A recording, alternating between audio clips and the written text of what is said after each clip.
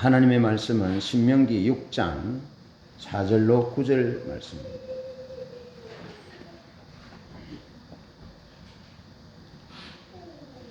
구약성경 신명기 6장 4절로 9절 제가 봉독합니다.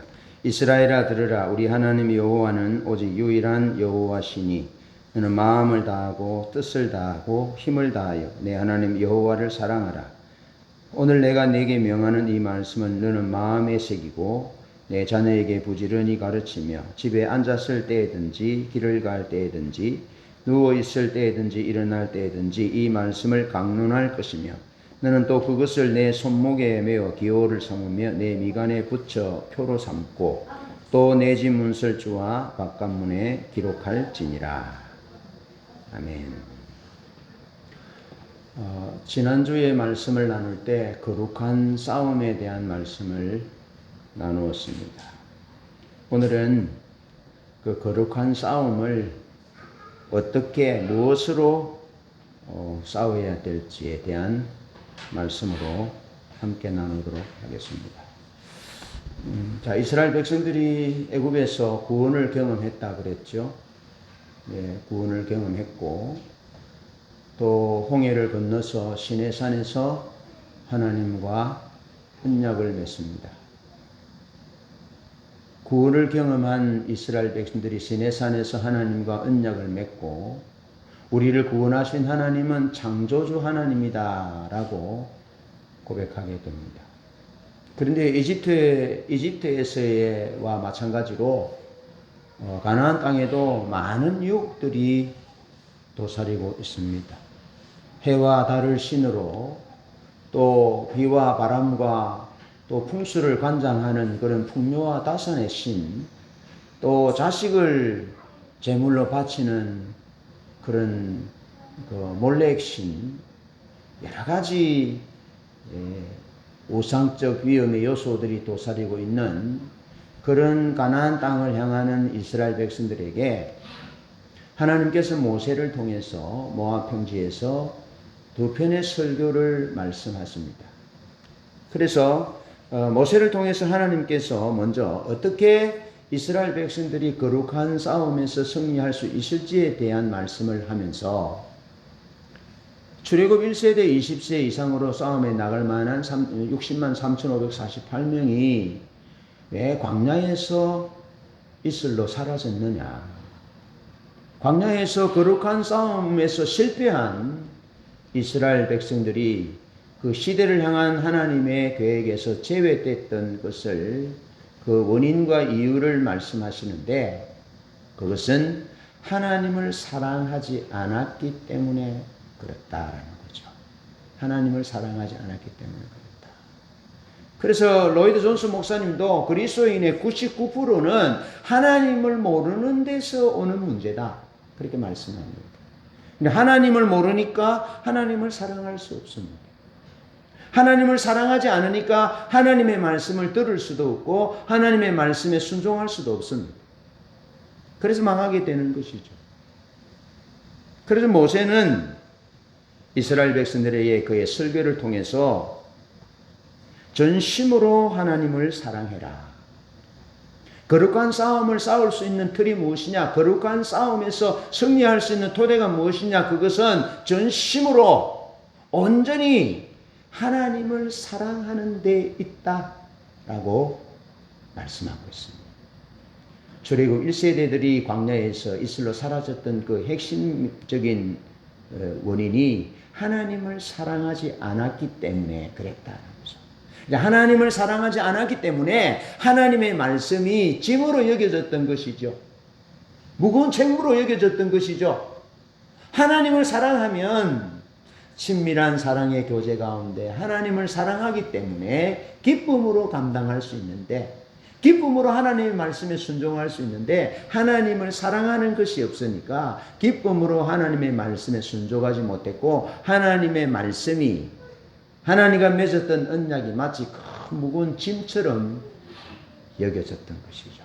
그래서 하나님의 길을 알지 못했고 하나님과 동행하는 삶이 불가능했고 그리고 하나님이 주시는 풍요로운 그런 삶을 행복한 삶을 누리지 못한 채 광야에서 이슬로 사라지고 말았던 것이죠. 전심으로 온전하게 하나님을 사랑하라라고 설교합니다. 여러분, 이 말씀은 하나님의 말씀의 계명의 첫째 계명입니다. 마음을 다하고 힘을 다하고 뜻을 다하여 주 너의 하나님을 사랑하는 것, 이것이 크고 첫째 되는 계명이다 하는 것이죠.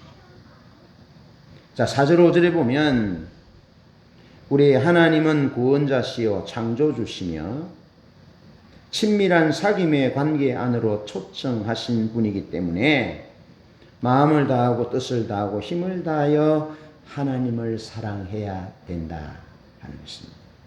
다른 어떤 열강들이, 강대국들이 식민지를 정복하고 어떤 종속의 계약을 맺으면서 정복당했기 때문에 어쩔 수 없이 자기를 정복한 나라의 왕에게 조공을 바치고 왕의 말씀을 듣는 그런 관계가 아니라 하나님이 이스라엘 백성들을 죄악에서 애굽의 압제에서 구원하여 자유케 하셔서 하나님과 대등하게 계약을 맺으시고 사랑의 계약을 맺으시고 친밀한 계약을 맺으시고 사귐의 관계 안으로 초청하셨기 때문에 어떤 강대국의 정복당해서 어쩔 수 없이 조공을 바치며 어떤 조약을 지키는 것과는 다르게 하나님과 하나님의 백성들은 사랑의 관계, 친밀한 사귐의 관계로 언약이 맺어졌기 때문에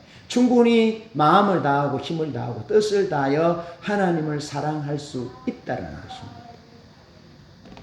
그런 의미로 하나님을 사랑하라는 거죠. 그러니까 하나님이 이스라엘 백성들에게, 자기 백성들에게 모세를 통해서 하나님을 사랑하라 하고 요청하고 요구하시는 것은 무리한 요구가 아니다는 거죠. 전혀 무리한 요구가 아니다는 거죠. 마땅히 그분이 우리를 구원하셨고 죄로부터, 애굽의 압제로부터, 무자유로부터 우리를 구원하셨고 구속하셔서 우리에게 자유를 주시고 힘을 주시고 안식을 주시고 우리와 하나님과 사귈 수 있는 그런 친밀한 관계로 초청하셨기 때문에, 그래서 마음을 다하고 힘을 다하고 뜻을 다하여 전심으로 하나님을 사랑해야 한다는 것이죠.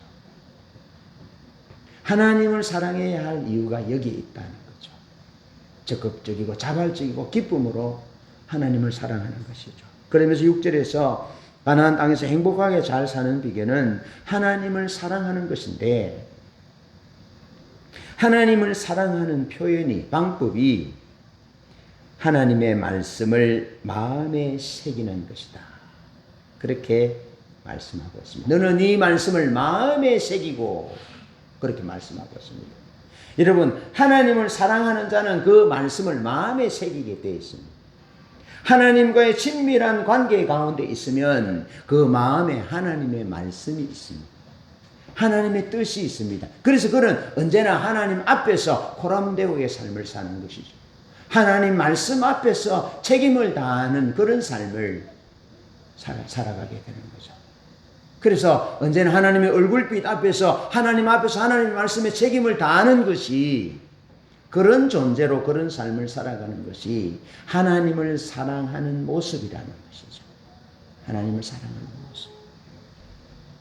요한복음 15장 7절에서 너희가 내 안에 거하고 내 말이 너희 안에 거하면 무엇이든지 원하는 대로 구하라. 그러면 이룰 것이다 말씀하시고, 하나님을 사랑하는 자는 그 마음에 하나님의 말씀을 담아두게 된다. 말씀을 담아두게 된다. 그리고 하나님을 사랑하는 자는 그 계명을 지키게 된다 라고 말씀하는 거죠.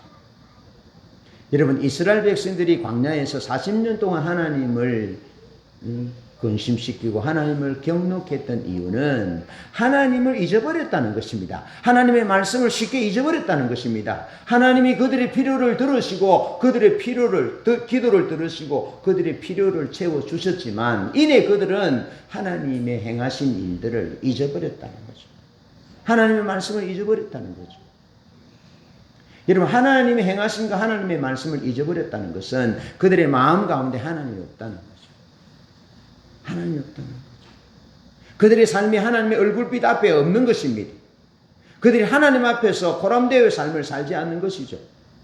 그래서 하나님을 잊어버리고 하나님을 기다리지 않고 그래서 믿음이 없고 하나님의 말씀을 듣지 못하고 불순종하는 삶을 40년 동안 산 결과 하나님을 근심시키고 하나님의 노를 격발했다, 경록했다. 그렇게 기록하고 있는 것입니다. 여러분, 그래서 신명기 30장 모세의 설교 말미에 보면 마음을 다해서 하나님을 사랑할 것에 대해서 말씀하고 있고, 마음을 다해서 하나님을 사랑하면 반드시 하나님의 계명을 지키게 됨을 말씀하고 있습니다. 마음을 다해서 하나님을 사랑하는 것은 그 마음을 다해 하나님을 듣는 것입니다. 하나님의 말씀을 듣는 것입니다. 이것이 하나님과의 친밀한 증거고 하나님 앞에서의 삶인 것입니다. 거룩한 싸움을 위한 첫 번째 틀은 하나님을 사랑하는 것입니다. 그렇게 하나님을 사랑할 수 있기를 바랍니다. 두 번째로 하나님의 말씀이 개인적인 삶의 틀이 되어야 그래야 거룩한 싸움에서 승리할 수 있습니다.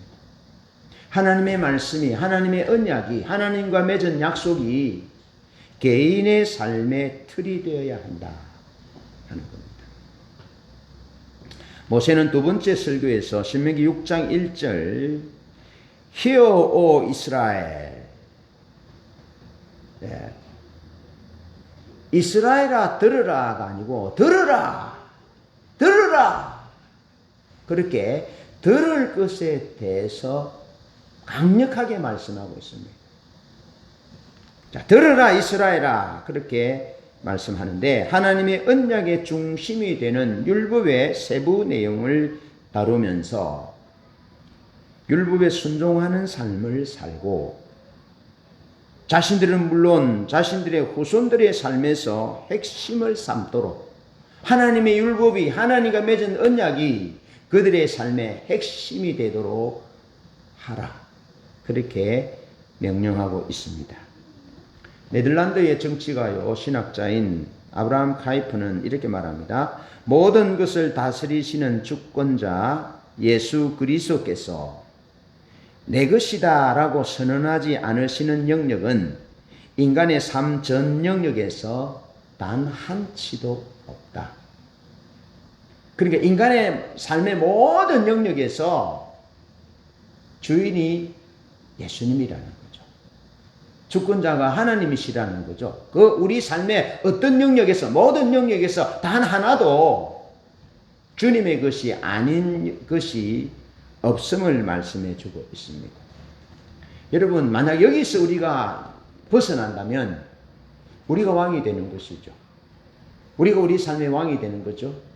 그래서 주님과 상관없는 삶을 살게 되는 것입니다. 그러나 철저히 우리 삶의 모든 영역에서 하나님을 우리의 왕으로 모시고 주권자로 모시고 산다면 우리는 우리 삶의 모든 영역에서 살아계신 하나님을 경험하게 되는 것입니다. 살아계신 하나님을 경험하게 되는 거죠. 그래서 비로소 하나님과 동행하는 삶이 가능한 것이죠. 그래서 하나님이 우리의 구속자요, 하나님이 우리의 창조자요, 하나님이 우리를 친밀한 교제 사귐으로 부르신 전능자이시고 우리의 모든 것 되시는 분이라는 이 고백 속에서 살아갈 때 거룩한 싸움에서 우리가 승리할 수 있다는 것이죠. 그것이 토대가 되어야 한다는 거죠. 그래서 신명기 6장 7절에서 하나님의 말씀이 자기 백성의 모든 경험에 스며들고 중심이 되기를 하나님께서 말씀하시는 것입니다. 그래서 집에 앉아 있을 때든지 길을 갈 때든지 누워 있을 때든지 일어날 때든지 너는 이 말씀을 마음에 새겨서 하나님의 말씀이 너의 개인적인 삶의 틀이 될 수 있도록 해야 한다. 그렇게 말씀하고 있습니다. 여러분, 아무리 승리하는 삶을 살고자, 아무리 거룩한 삶을 살고자, 아무리 하나님께 영광 돌리는 삶을 살고자 할지라도 기본적인 내 삶의 틀이 말씀의 틀이 되지 않으면 우리는 하나님의 영광을 위하여 믿음으로 하나님을 위해서 사는 삶은 구애에 불과하다는 겁니다. 불가능한 것입니다. 여러분, 담겨 있는 것이 없으면 나올 수가 없습니다. 예? 나올 수 없어요. 하드웨어 안에 소프트웨어가 없으면 나올 수가 없어요. 프로그램이 나올 수가 없어요. 우리 삶의 프로그램을, 포맷을 하나님의 말씀으로 틀이 되게 해야 된다는 거예요. 개개인의 삶의 틀이 하나님의 말씀, 하나님이 시내산에서 맺어주신 이스라엘 백성과 맺어진 그 언약이 개개인의 삶의 틀이 되어야 한다는 것입니다. 그래야만이 하나님의 영광을 위한 거룩한 싸움을 승리로 이길 수 있다는 것이죠. 그런 삶을 말씀하고 있습니다. 집에 있을 때든지 길을 갈 때든지 누웠을 때든지 일어날 때든지 이 말씀을 강론할 것이며 마음에 새기고 그렇게 말씀합니다. 그러면서 너는 또 그 말씀을 손목에 메어 기호를 삼고 미간에 붙여 표를 삼고 항상 하나님의 말씀을 보게 하는 것입니다. 그래서 매일의 삶과 매일의 생각과 행동을 말씀의 틀대로 만들어 가야 함을 말씀해 주고 있습니다. 하나님의 말씀의 틀로 우리의 매일의 삶을 또 우리의 매일의 생각과 우리의 행동을 말씀의 틀대로 만들어 가야 함을 명령하고 있습니다. 이게 말씀이라는 틀 안에 우리의 생각을 말씀이라는 틀 안에 넣고 그럼 우리 생각 속에서 말씀이 나오는 것이죠. 말씀. 우리의 행동을 말씀의 틀 안에 넣는 거죠. 그래서 우리의 행동의 근거가 말씀이 되게 하는 것이죠. 매일매일의 삶이 그런 삶을 살도록 해야 함을 말씀해 주고 있습니다. 언제부턴가 머리가 좀 한 번씩 아팠습니다. 머리가 한 번씩 아팠는데 무슨 연유인지는 모르겠습니다.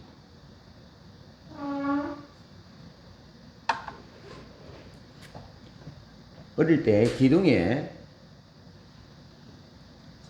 어릴 때 이제 우리 텔레비전에 그 박치기 선수 김일이 유명했거든요. 아시죠? 예. 그래서 좀 박치기를 잘하는 사람이 좀 되고 싶어서 기둥에다 머리를 좀 많이 미쳤어요. 그랬더니 이마가 이렇게 불룩하게 혹이 생겼어요. 예. 그래 좀 있으니까 그 혹이 다 가라앉으면서 아주 강력한 헤드가 됐어요. 돌머리가 됐어요. 그래서 박치기를 하면 아주 선언무적이었어요. 그 영향인지 몰라도 머리가 이렇게 한 번씩 아픈가 그런 생각이 지나면서 이런 결단을 했어요. 하나님 내 머릿속에 암이 자랐는지 뭐 어떻게 자랐는지 나는 모릅니다. 그런데 내 머릿속에 하나님을 생각하는 것으로 하나님과 관련된 것으로만 가득 채우겠습니다. 그 얘기는 어떤 세상적인 것들 이런 부분들을 머리에 채우는 것이 아니라 하나님의 말씀, 거룩한 생각, 선교적인 삶, 사람을 불쌍히 여기는 이런 생각들로 가득 채우기로 하나님 앞에 결단한 적이 있습니다. 완벽하게 잘 되지는 않지만 언제나 내 매일의 삶 가운데 내 생각이 거기 떠나지 않고 있습니다. 영원히 그렇게 갈 수 있도록 기도해 주십시오. 언제나 내 생각 속에 하나님의 생각으로 하나님을 생각하는 것으로 하나님과 관련이 있는 것으로 생각하고 머릿속에 가득 채우기를. 그래서 내 머리가 아픈 것이 혹시 병적인 영향이라면 그것들이 하나님 생각으로 가득 차서 그것들이 떠나가게 갈 수 있도록 해달라고 기도한 적이 있습니다. 사랑하는 여러분, 우리의 개인적인 삶의 틀이 우리의 생각과 우리의 매일매일과 우리의 일상이 하나님의 말씀의 틀로 딱 무장되어야만이 거룩한 싸움에서 승리할 수 있다. 개인의 삶의 틀이 하나님의 말씀이 되게 해야 한다는 거죠. 개인의 삶의 틀이.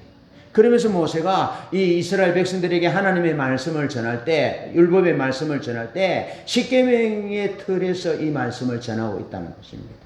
십계명의 틀에서.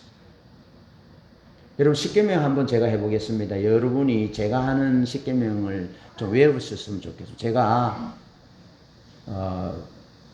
10대 때 세례를 받았는데요.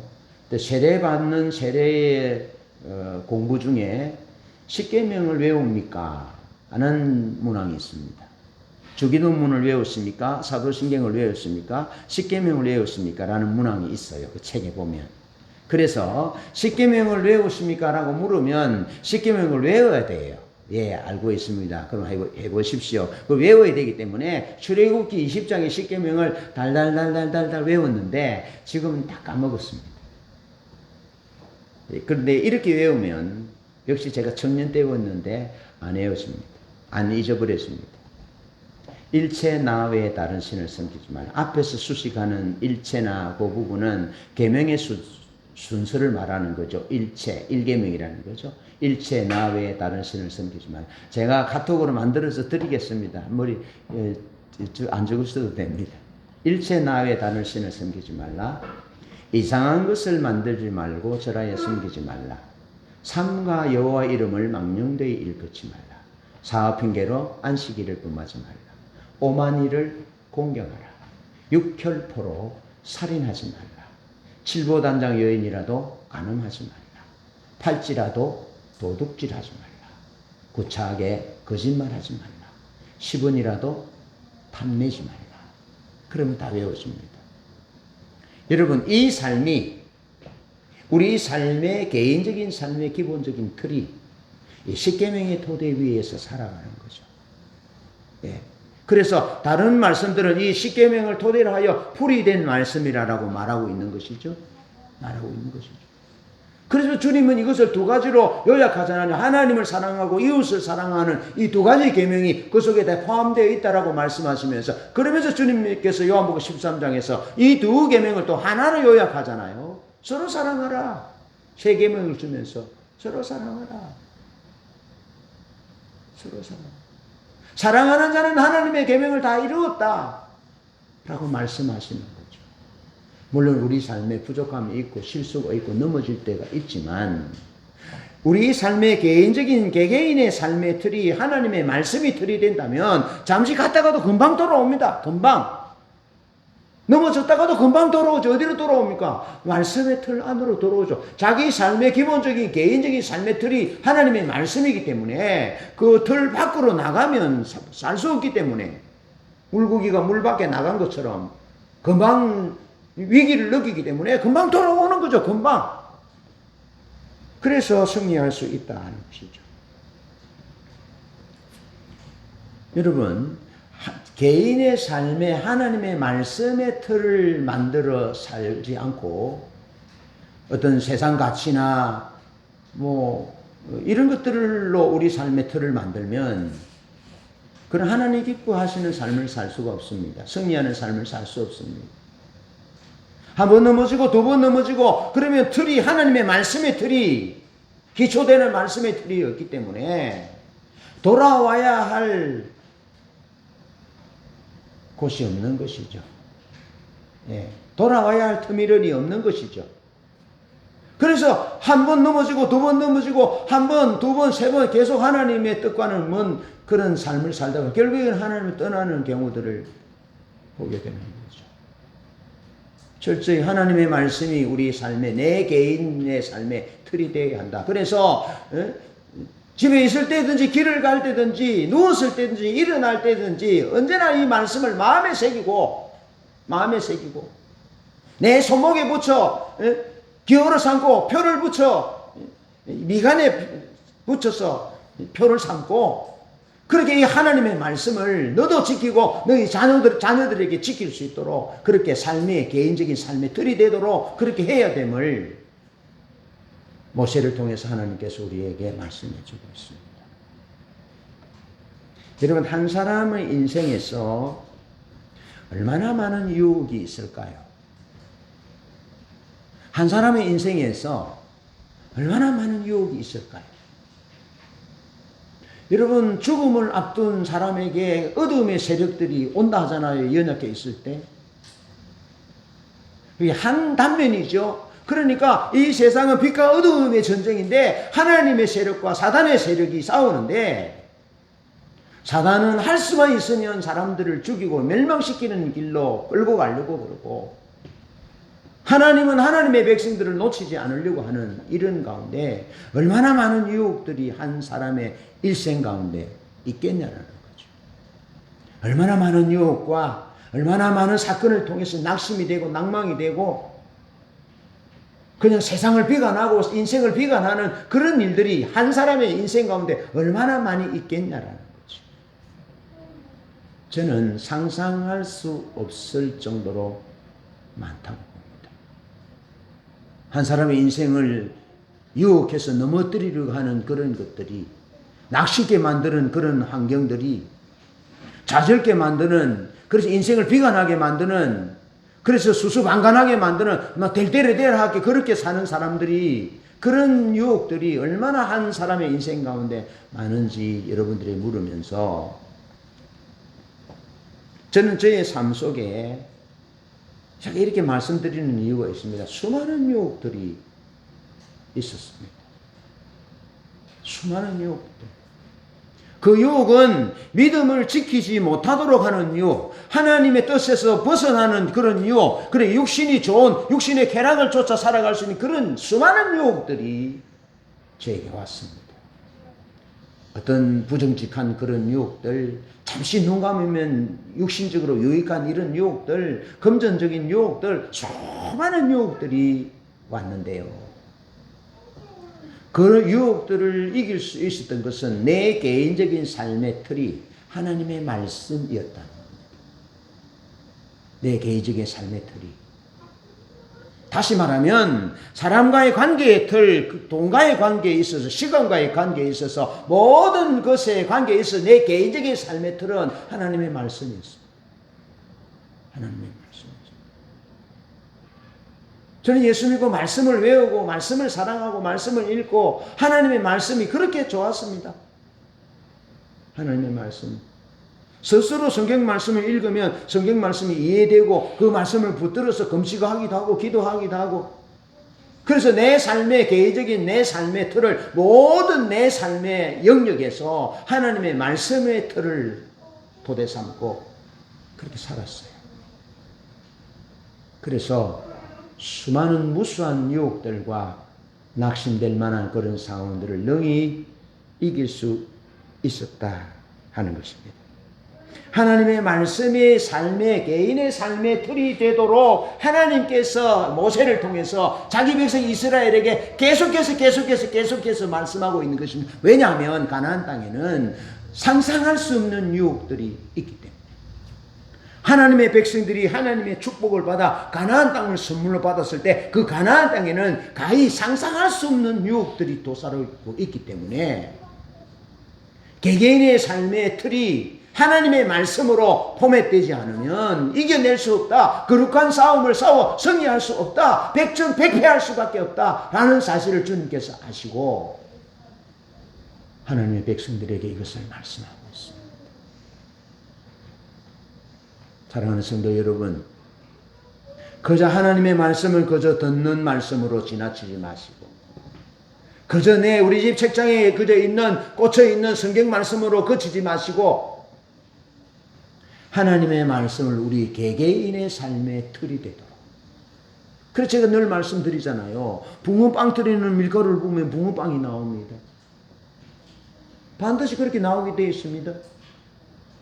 그것처럼 우리의 개개인의 삶의 틀이 하나님의 말씀이 된다면 우리 삶은 하나님의 말씀에 응답하는 삶을 살게 됩니다. 그래서 하나님의 영광을 드러내는 삶, 하나님이 기뻐하시는 삶, 그런 삶을 살게 되고, 그래서 하나님께서 가나안 땅에서 주시는 장구한 축복을 받아 누릴 수 있는 그런 은혜를 잊게 되는 거죠. 그런 은총이 있기를 축복합니다. 그런 의미에서 나는 내 생각에, 내 머릿속에, 머리가 한 번씩 아픈 이런 부분들을 내 머릿속에 하나님과 관련된 생각을, 하나님을 사랑하는 생각을 가득 채우겠다고. 그렇게 채웠는데도 머리가 아파서 뭐 천국 간다면 어쩔 수 없고 영광이잖아요.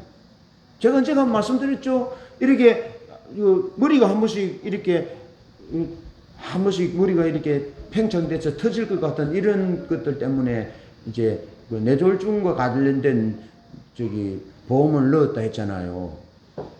예. 그랬는데 그거조차도 하나님께 맡기고 그에 관련된 돈을 또 성경하는 것으로 썼다 했잖아요. 제가 해약해가지고 우리 삶의 개인적인 삶의 틀을 하나님 말씀으로 무장하는 거죠. 그러면 개인적으로 사단을 이깁니다. 가정까지 들어오지 못해요. 앞에서 문을 지키는 보초병이 우리가 개인적인 삶의 하나님의 말씀의 틀을 딱 무장하고 있으니까 들어올 수 없더니 그래 바로 대체하는 거죠. 안에까지 깊숙이 들어와서 중병이 되기 전에 이미 피부 끝에서 이미 대체하는 거죠. 그런 은혜가 있기를 축복합니다. 그래서 우리가 성경 공부를 하고, 그래서 큐티를 하고, 그래서 성경을 읽고, 그렇게 하는 거죠. 그런데 이것이 그냥 성경 읽기, 큐티, 성경 공부 이것으로 끝나면 안 되는 거죠. 이것이 우리 삶의 기본 틀이 되도록 만들어야 되는 거죠. 그리고 큐티를 하지 않는다. 성경을 읽지 않고, 큐티도 하지 않고, 성경 공부도 하지 않는다. 그리고 주일날 그냥 교회 와서 그냥 한번 설교 듣는다. 그러면 삶의 틀이 하나님의 말씀으로 만들어질 수가 없지요. 만들어질 수 없습니다. 어렸을 때부터 성경을 가까이 하고 성경을 읽고 성경을 외우고 청년 때는 시편을 참 많이 외웠습니다. 시편 1편, 8편, 19편, 24편 많이 외웠어요. 51편, 다윗의 시편, 51편, 46편, 100편, 121편, 127편, 150편 많이 외웠습니다. 그러면서 그 말씀 안에서 내 삶을 다 이렇게 포맷하고 그 예쁜 여자가 유혹할 때 어떻게 안 넘어지겠어요? 피 끓는 청년인데 예쁜 여자들이 참 유혹하는 일들이 많았죠. 예쁜 여자들이 많이 있는 직장에서 다녔으니까 얼마나 많은 유혹들이 있었겠습니까? NWS 청년들 십자가복음학교 이렇게 지도하다 보면 건장한 청년이 예수 믿는데도 아르바이트 하다가 아주머니하고 유부녀와 같이 성관계를 갖고 거룩함을 상실한 그런 일들도 보고 그래서 상담하고 기도하고 그렇게 끊고 여러분 지금 이 시대는요 무차별적인 공격을 하는 시대입니다. 진짜 장담할 수 없어요. 예. 목회자들도 넘어집니다. 예. 칠보단장 여인이라도 간음하지 말라 했는데, 목회자들도 칠보단장 여인을 간음해서 무너지고 가정이 깨지는 그런 부분들, 목회를 더 이상 할 수 없는 교회에서 나가야 되는 그런 일들이 많아요. 얼마나 많은 유혹들이 많은지 모릅니다. 오죽하면 거룩한 나실인 삼손까지도 들릴라의 유혹에 넘어지잖아요. 무차별 공격합니다. 그런데, 하나님의 말씀을 개인적인 삶의 틀로 만들어라는 것은 변할 수 없는, 노동할 수 없는, 양보할 수 없는 그런 원칙들이 하나님의 말씀이 우리 삶의 개인적인 틀이 되게 해야 한다는 거예요. 그래야만 이길 수 있다는 것입니다. 그래야만. 그래서 오늘 말씀하고 있잖아요. 집에 앉았을 때든지, 길을 갈 때든지, 누웠을 때든지, 일어날 때든지, 언제나 막 그것을 마음에 새기고 내 손목에 메어 기호를 삼고 미간에 붙여 표를 삼고 그리고 내 자녀들에게 가르쳐서 떠나지 않도록 하라 라고 말씀합니다. 그러니까 자녀들의 삶의 틀이 말씀이 되도록 해라. 너의 삶의 틀이 말씀의 틀이 되도록 해라. 그렇게 말씀하고 있습니다. 그렇지 않으면 유혹해서 승리할 수 없다. 수많은 유혹에서 한 일생 동안에 얼마나 많은 유혹들이 많은지 모르는데 거기서 이길 수 있는 것은 개인적인 삶의 틀이 하나님 말씀이 되게 해야 한다는 거예요. 그 모세가 죽음을 앞둔 모세가 실패한 선조들을 거울같이 얘기하면서 남은 이스라엘 백성들에게 얘기하고 있는 것입니다. 개인적인 삶의 틀에 하나님의 말씀이 너의 삶의 틀이 되게 해라. 우리의 삶의 틀이 하나님의 말씀이 되기를 축복합니다. 그러면서 마지막으로 하나님의 말씀이 개인적인 삶의 틀일 뿐 아니라 공적인 진리가 되게 해야 한다. 교회라는 말은 마태복음 16장 16절로 18절에 주는 그리스도시요 살아계신 하나님의 아들이십니다 하는 베드로의 신앙 고백을 들으신 주님께서 시몬 베드로에게 네가 복이 있다. 바요나 시몬아 내가 복이 있다. 이를 내게 알게 한 일은 혈육이 아니요 하늘에 계신 내 아버지시다 라고 말씀하시면서 이 반석 위에 내가 내 교회를 세우리니, 여기서 말하는 교회의 그리스 말은 에클레시아라는 말입니다. 에클레시아. 여러분 그리스 지역, 아테네 그리스 이 지역에 이 에클레시아라는 용어를 썼습니다. 이 에클레시아라는 말 그리스 말로서 호출된 사람들.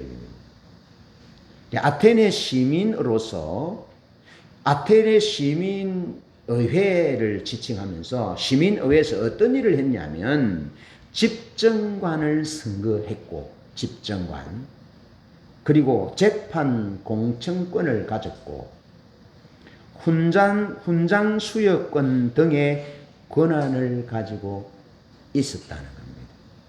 어느 정도 공적인 권한이죠. 권한이 있었다는 겁니다. 자, 그런데 이 에클레시아가 하나님의 교회로 불려지게 됐는데, 하나님의 교회로서의 에클레시아는 하나님의 목적을 위해서 부름받은 가시적인 교회, 불가시적인 교회를 통틀어서 하나님의 교회라고 말한다 하는 것입니다. 그래서 그리스 말로 하면 에클레시아 투 데우, 하나님의 교회라는 겁니다.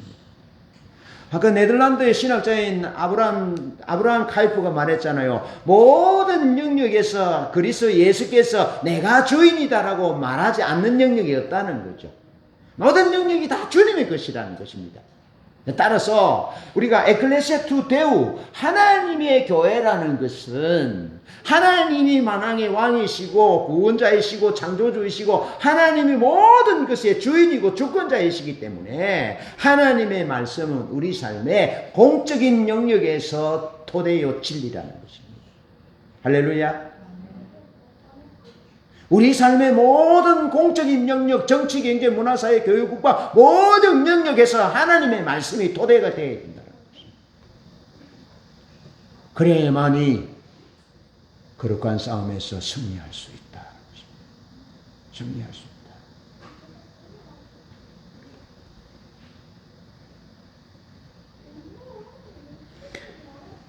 우리 주님 예수 그리스도는 이렇게 말씀하십니다. 교회를 세우리니 음부의 권세가 이기지 못할 것이다 라고 말합니다. 그러니까 우리가 우리 삶의 영역에서, 모든 영역에서 하나님의 주권적인 통치 아래 있을 때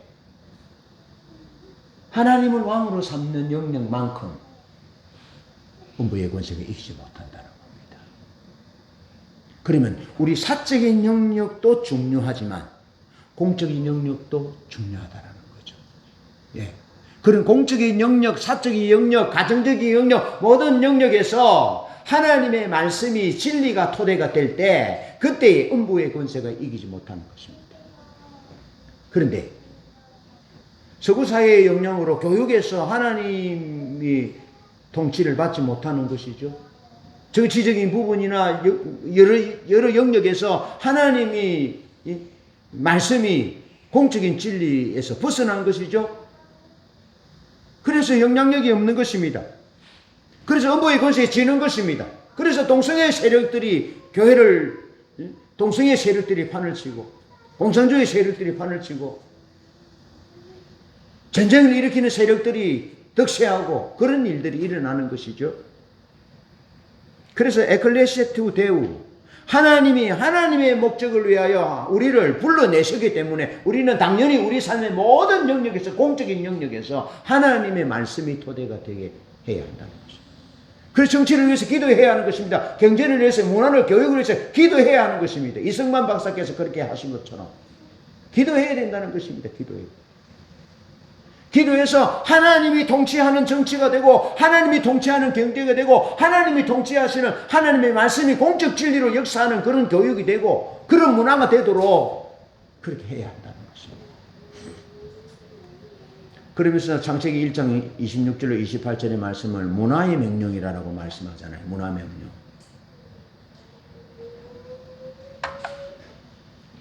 문화를 그리스도의 말씀의 공적 진리의 토대로 문화로 만들어야 한다는 겁니다. 이런 예를 듭니다. 아이가 아픈데 그리스도에 있는 지금 최영진 집사님, 최재 집사님 집의 예를 들자면 그렇죠. 아이들이 클 때 아이가 머리가 아파요. 머리가 아파서 너무 머리가 아프다니까. 오늘 학교 안 가면 안 되냐 그러니까 학교 가야지. 응? 우리가 아무도 학교 가야지. 그렇게 해서 학교를 보냈어요. 담임선생님한테 전화를 해서 얘가 오늘 좀 몸이 아픈데 좀 돌봐달라고 부탁하려고 교회를 보냈어요. 또 예를 들자면 또 그렇게 됐네. 집사님, 내가 그런 의도는 아닌데, 전혀 그런 의도는 아닙니다. 그런데 교회 가는데 머리가 아프다고. 그럼 오늘 교회 안 가도 된다고. 그렇게 예를 들면, 이 아이가 형성되는 이 아이의 문화는, 아프면 학교는 가야 되는데 교회는 안 가도 되니까 더 중요한 것이 공부구나. 예배보다 공부구나. 이런 문화가 그 아이에게 형성된다는 겁니다. 이해되죠? 그래서 실제로 우리를 변화시키는 것은 하나님의 말씀이 우리를 변화시키기도 하지만 실제로 전체 구조를 바꾸는 부분은 문화라는 겁니다. 한번 보십시오. 국회의원들이 참 청렴하고 어르고 깨끗한 사람인데 어느 당에 딱 들어가잖아요. 그러면 개인의 목소리는 못 냅니다. 개인이 도덕적 개인이라 할지라도 그 단체가 비도덕적 사회거나 비도덕적 정당이고 정당의 이익을 대변해야 되면 개인의 얘기는 못 냅니다. 이해되시죠? 그래서 사회를 바꾸고 변화시키는 것은 말씀이 아니라, 그러니까 우리는 하나님의 말씀에 지배를 받지요. 우리는 말씀의 틀을 토대한 문화 속에서 자랐기 때문에 말씀의 지배를 받고 바꾸는데, 세상은 하나님의 말씀을 가지고 바꾸지 않습니다. 세상 사람들이 가서 하나님의 말씀으로 바꿀 수 없습니다. 안 바꿔줍니다. 그런데 하나님의 말씀을 토대한 문화가 만들어지면 세상이 바뀐다는 거죠. 아시겠죠? 그래서 에클레시아 투 데우, 교회는 하나님의 공적인 목적을 위해서 부름받은 사람들의 모임이 교회인데, 이 교회의 공적인 모든 영역에서 하나님의 말씀이 토대가 되게 해야 된다는 거예요. 그 말은 우리 하나님의 사람들이 그리스도의 형상으로 회복되고 강력하게 힘을 얻어서 하나님의 문화를 만드는 이런 창조자들이 되어져야 한다. 그런 얘기들을 하고 있는 것입니다. 그것은 하나님이 우리에게 창세기 1장 26절 28절에서 정복하고 다스리고 충만하라는 이 말씀을 문화명령으로 주셨다라고 말씀하시는 거죠. 그래서 우리 삶의 모든 영역의 문화에서 하나님의 말씀이 공적 진리가 되도록 하는 그런 문화를 만들어야 하고, 그런 문화들이 만들어지도록 우리가 기도해야 한다는 것입니다. 그냥 어떻게 살 것이냐, 어떻게 출세할 것이냐, 이런 개인 지혜적인 문제를 위해서도 기도해야 되지만 거기에 국한되지 말고 그 시적 관점에서, 큰 하나님의 나라의 관점에서 기도해야 한다는 것입니다. 하나님의 말씀이 공적 진리가 되도록, 하나님의 말씀이 공적 진리가 되어 문화를 형성하는 그런 일들이 하나님의 사람들이 앞장서서 만들어 나가도록 그렇게 해야 한다는 것이죠. 우리 주님은 그 일을 위해서 오셨고, 선교사로 오셨고, 그 일을 위해서 주님이 죽기까지 순종하셨습니다. 죽도록 하셨습니다. 죽도록. 그래서 주님이 죽으심으로 사람들에게 예수가 주님이시고 그리스도이시라고, 주와 그리스도이시라고, 그래서 그들의 삶의 통치를 하나님의 말씀의 통치를 받았고, 그 하나님의 사람들이 모인 곳에 공적인 그 하나님의 진리가 공적 영역에서 진리가 되도록 해서 로마를 정복시킨 것입니다. 로마를 정복시키고 변화시킨 것이죠. 그런데 안타깝게도 하나님의 교회가 하나님의 말씀이 공적 진리의 역할을 감당하지 못함으로 인해서 사회의 문제들이 생기게 된 거죠. 이 부분은 5예배 때 제가 말씀을 좀 나눠드리겠습니다. 그리고 우리에게 책임이 있는 거죠. 우리에게. 하나님의 말씀은 하나님이 만왕의 왕이시기 때문에 하나님의 말씀이 공적인 영역에서 진리가 되도록 해야 되는데, 하나님의 사람들을 조차도 개인의 삶에서 틀이 하나님의 말씀에 개인의 삶의 틀이 되지 않고 가정의 틀이 하나님의 말씀이지 않으니까 사회에 나가서도 당연히 하나님의 말씀이 공적 진리가 공적 영역에서 진리가 되도록 하는 일에 힘쓰지 않는 거예요. 앞장서지 않는 거예요. 그러니까 거룩한 싸움을 싸우지 못하는 거죠. 싸우지 못해요. 그래 기독교인들을 기독교 병자라 합니다. 그러니까 이제 직장생활을 하고 할 거잖아요. 그럼 기독교 병자라 할지라도, 그래 나는 기독교 병자다. 내 개인적인 삶의 틀에 하나님의 말씀이 틀이 되고 내 공적인 영역에서 하나님의 말씀이 역사하시도록 나는 그렇게 직장생활 하리라, 내 병원생활 하리라, 그렇게 기도하고 그렇게 부딪혀 보세요. 하나님 역사합니다. 해보세요. 역사합니다. 하나님. 사형수를 총리로 만드신, 요셉을 총리로 만드신 하나님이시잖아요. 3,000명의 정예부대를 죽이려고 찾아다니도 하나님이 목동 다윗을 왕으로 삼으신 분이시잖아요. 사자의 입을 막으시고 풀무불을 7배를 더 뜨겁게 하셔도 머리띠를 하나 상하지 않도록, 옷의 꼬이도 하나 빛도 변하지 않도록 하신 분이 우리가 믿는 하나님이시잖아요. 그 하나님의 말씀이 공적 진리예요. 공적 진리예요. 그래서 우리 가정이나 개인적인 삶의 틀도 마찬가지고, 우리 가정이나 우리 삶의 모든 영역에서 문화적으로 하나님의 진리가 공적 진리가 되도록 그렇게 해야만 우리가 승리할 수 있다는 거죠. 그렇게 기도하셔야 합니다. 우리 주님은 십자가에서 그 일을 위해서 죽기까지 복종하셨어요.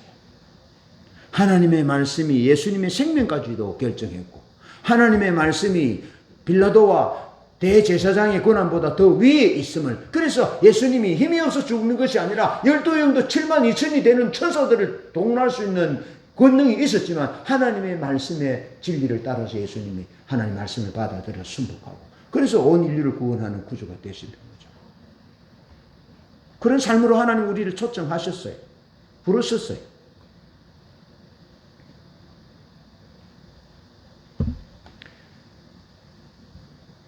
신명기 6장 9절에서는 또 내 집 문설주와 바깥문에 기록할지니라. 하나님의 말씀을 기록하라. 하나님의 말씀을 개인과 가정과 공공생활 모든 영역에서 다루고 있습니다. 공적 진리라는 것이죠. 사람들이 집에서 나갈 때 문에 기록된 하나님의 가르침을 봅니다. 여러분, 큐티를 하면 어떻게 삽니까? 큐티를 하면 큐티한 내용의 말씀을 하루 종일 묵상합니까? 될 때도 있고 안 될 때도 있죠. 묵상하라는 거죠. 제가 제 머릿속에 하나님과 관련된 것만 가득 채우겠다는 그런 결단을 하고 이제 자꾸 의식하는 거죠. 자꾸 의식하면서 주님과 관련 없는 부분들은 이제 자꾸 이렇게 정리하고 쳐내는 그런 작업들을 하는 거죠. 네. 그래서 말씀하십니다. 신명기 6장 9절에 집에서 나갈 때에 문에 기록된 말씀을 봅니다. 그리고 사람들이 집으로 돌아올 때에 문에 기록된 하나님의 가르침을 보는 거죠. 근데 우리는 문에 기록하는 것이 아니라 우리의 마음에, 아침에 큐티한 말씀을 우리 마음에 품고 그 말씀을 되새김질하는 거죠. 그래서 나갈 때도 하나님의 말씀을 되새김질하고, 들어올 때도 하나님의 말씀을 되새김질하고, 일어날 때도 무슨 생각으로 일어납니까? 일어날 때도 주님 생각으로 찬양과 경배로 그렇게 일어나잖아요. 일어나자마자 뭐 여행가가 나온다든지 뭐 세상 얘기 나온다든지 뭐 기분 나쁜 거 다 그럴 게 없잖아요. 일어나면 그냥 주님이 나오잖아요. 집에 있을 때든지 길을 갈 때든지 누웠을 때든지 일어날 때든지 하나님의 마음을 말씀에 마음에 하나님 말씀을 새기고 그렇게 하라는 거죠. 그러면서 신명기 27장 28장에서 축복과 저주의 기준이 하나님의 말씀에 있다. 이스라엘의 미래의 행불행은 하나님의 말씀의 선택에 있다. 하나님의 말씀이 개인적인 삶의 틀이 되게 하고 가정과 공적 영역에서의 공공 영역에서 하나님의 말씀이 틀이 되게 만들 때 그때 이 이스라엘의 미래가 보장된다 라고 말씀하는 거죠.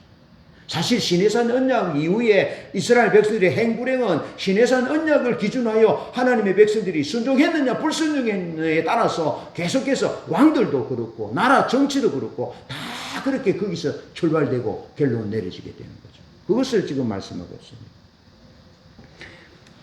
이스라엘의 축복과 저주의 기준은 하나님의 말씀 언약이 이스라엘 삶 전체의 생명과 사망을 결정하게 된다. 이스라엘은 또 우리는 하나님께 충성함으로 정치, 사회적인 의무를 이행할 수 있다. 하나님께 충성할 때 하나님의 말씀에 토대하여 살아갈 때 비로소 정치적으로 사회적인 의무를 감당할 수 있다. 객과 거와 가구를 사회적인 약자들을 돌보고 안식일, 안식년, 50년, 희년의 권리를 백성들이 연약한 백성들의 권리를 돌려주고 되돌려주고 그래서 사회가 건강한 사회를 만드는 그 일은 하나님의 말씀에 충성할 때 가능하다. 공적 영역에서 하나님의 말씀을 진리가 되게 할 때 가능하다 라고 설교해 줍니다. 결국 율법의 비전은 가나안 땅, 또 가정, 사회를 어떻게 지켜나갈 것인지와 연결되고 있습니다. 하나님의 말씀이 개인과 가정과 사회 전체의 틀이 된다면 우리는 개인의 삶은 물론 가정도 비롯한 사회 전체적인 영역에서 거룩한 싸움을 싸울 것이고 그 싸움에서 승리하게 될 것입니다. 이런 하나님의 말씀의 틀을 토대로 승리하는 우리 모두 되시기를 축복합니다. 찬양하겠습니다.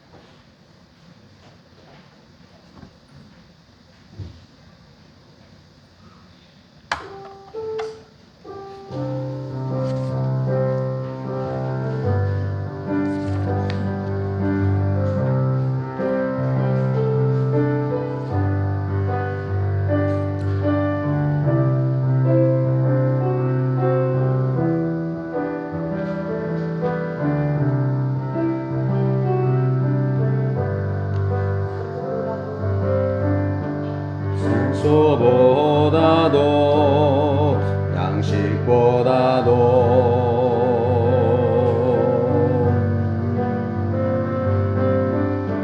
나는 주의 사랑 더 필요해요.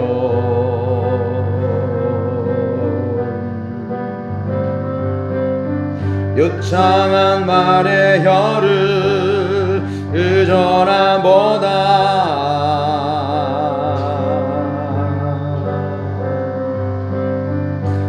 곡이 연주되기 기다림보다 높여야 할 수 없고 글로 쓸 수 없을 만큼 주님이 나는 필요해요. 주님 필요해요.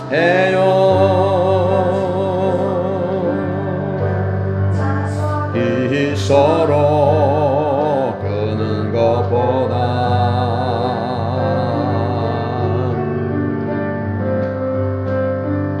신이 오늘을 선택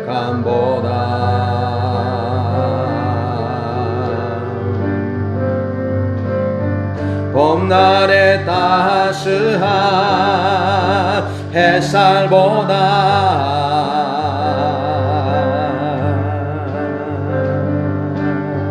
독수리가 바람을 사랑함보다 말로 표현할 수 없고 글로 쓸 수 없을 만큼 주님이 나는 필요해요. 주님 필요해요.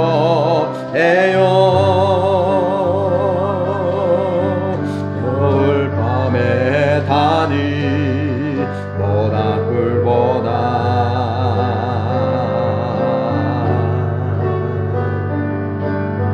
상록수들이 해를 찾음보다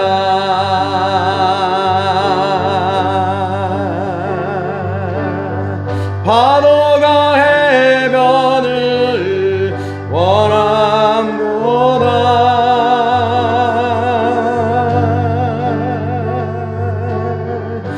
나는 주님을 사랑해요. 높여야 할 수 없고 글로 쓸 수 없을 만큼 주님이 나는 필요해요. 주님 필요해요. 높여야 할 수 없고 글로 쓸 수 없을 만큼